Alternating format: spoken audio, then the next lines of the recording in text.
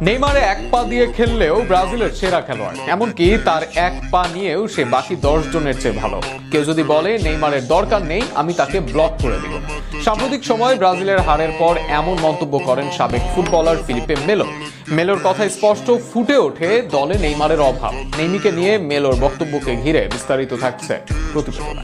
সময়টা ভালো যাচ্ছে না ব্রাজিল ফুটবল দলের। এর সঙ্গে আবার সাম্প্রতিক ফলাফলে ব্রাজিলকে ঘিরে হচ্ছে ব্যাপক সমালোচনা। সমর্থক থেকে শুরু করে সাবেকরা কেউই সমালোচনা থেকে বাদ রাখছেন না খেলোয়াড়দের। সেই তালিকায় এবার যুক্ত হলেন সাবেক ব্রাজিলিয়ান ফিলিপে মেলো। ম্যাচ হারার পর ব্রাজিলের সমালোচনা করেন মেলো, তবে একই সঙ্গে মেলো মনে করিয়ে দেন ব্রাজিল দলে তাদের সবচেয়ে বড় তারকা নেইমারের গুরুত্ব। যদি মনে করে নেইমারের দরকার নেই, তাকে ব্লক করার ঘোষণাও দেন মেলো। এদিন দলের খেলোয়াড়দের অ্যাটিটিউড নিয়ে প্রশ্ন তোলেন মেলো। এমন পারফরমেন্সের সঙ্গে এমন অ্যাটিটিউড মানানসই না বলেন মেলো। সাবেক ব্রাজিলিয়ান সেন্টার ব্যাকের মতে খেলোয়াড়দের শরীরী ভাষা দারুণ হলে অন্তত ড্র করতে পারত তারা। নেইমারের এক পা সেলেসাওদের 10 জনের সমান। ব্রাজিল ম্যাচের আগে অনেক কিছু বলেছে, তবে আর্জেন্টিনা করে দেখিয়েছে। খেলোয়াড়দের অ্যাটিটিউডে অনেক সমস্যা রয়েছে। যদি তারা অ্যাটিটিউড পরিবর্তন করতে পারত, তবে অন্তত ড্র করতে পারত, তবে সেটা করতে পারেনি তারা। সব মিলিয়ে ব্রাজিলের বর্তমান পরিস্থিতি যেন মেলোর কণ্ঠে প্রতিধ্বনিত হয়। এই মুহূর্তে ব্রাজিল দলের বদল দরকার। সেই বদলটা আসুক নেইমার জুনিয়রের হাত ধরে।